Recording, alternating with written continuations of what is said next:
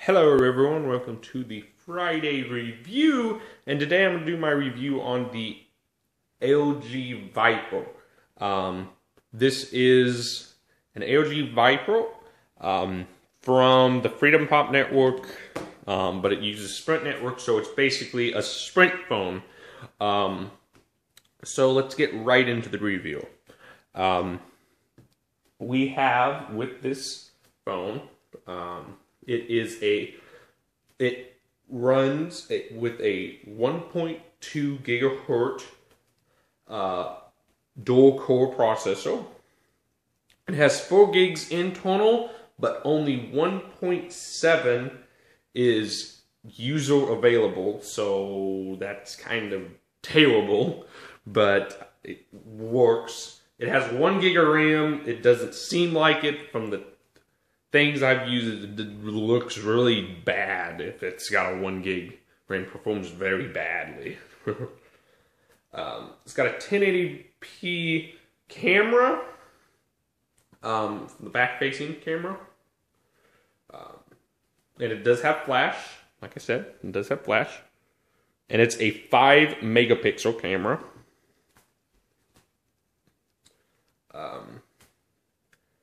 It's got Bluetooth 3.0, NFC, micro USB for charging, right there. As a 1,700 milliamp hour battery, and a 4-inch screen, which resolution is 480 by 800.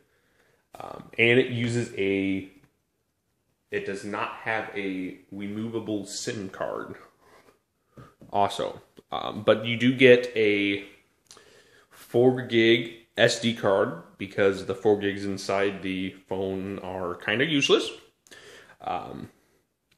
And when you get it shipped to you, it's still on the gingerbread, Android gingerbread.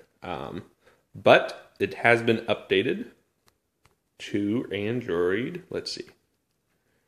Can't remember. And this is the latest update that this phone has.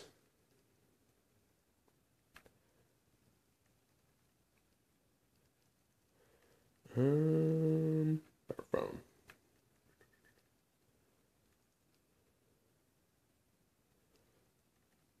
Android 4.0, and it's ice cream sandwich. Yeah, so that's the latest update this phone has. So as you can tell, it doesn't really do much since it's on an older version of Android, but it still does, I guess, the job. On this side of the phone, we have absolutely nothing. The top, we have the power button, the 3.5 millimeter headphone jack, a microphone for the camera, volume rocker, and your micro USB slot. And then down here, we do have a microphone, so when you talk, it picks it up. And then at the front, we got your speaker, and then on the bottom we have your touch indicators, home, menu, back, search, and then you got your 4-inch display, and then it does have a removable back, so you can replace the battery if you want. On this side you got your micro SD card slot, and that's it. And then your removable battery. But that's your little tour around the device. Now to the performance of the device. Basically, I would really suggest not getting this phone. With the specs it has, it should be good, but Android takes up almost all the resource power, and you can't really do much of anything. You can barely run Facebook. That's how bad of a phone this is. You can barely even run the Facebook app.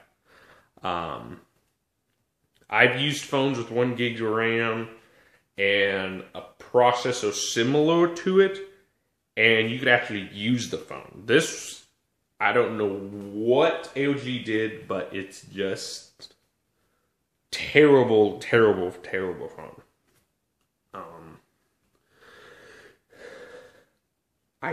It works if you take your time and let things load, and it takes forever for things to load. So that's kind of still terrible. If you want a smartphone, you kind of want one you can use. But that's what you get when you buy cheap phones that are around the $100 range. If you want one that's good, you can get a Moto G. But if the touchscreen is very responsive in different things, I do like how it's responsive. Like everything this phone has would work correctly if it had a little bit better processor, and maybe a little bit of RAM, or if they could somehow find a way to bump down the resources that Android is using. And another thing is the standby time with the battery. You're supposed to get up to 7 hours of use of this when using it. I can never get 7 hours of use out of it, but standby time is horrific. Most phones have at least a few days of standby time whenever it just streams off like this, but not this one. I can't even get a day out of it. It dies within the day. So I'm constantly always charging it because it always dies. And then when you're using it, I can get about maybe 4 hours tops with just using like normal texting and a little bit of Facebooking whenever you can get the Facebook app to work. But that's about it. But yet again, this is going to be one of your phones that's around $100 range. So you do got to keep that in mind. But I've used LG phones before, and I liked them. And so this one I was like, this is one of their cheap entry phones. It should be good. If their other phones are decent, nope, completely different. I've used some entry-level phones, and this one is like on the bottom of my list. I would rather use an iPhone 4 over this, just because how terrible this thing performs.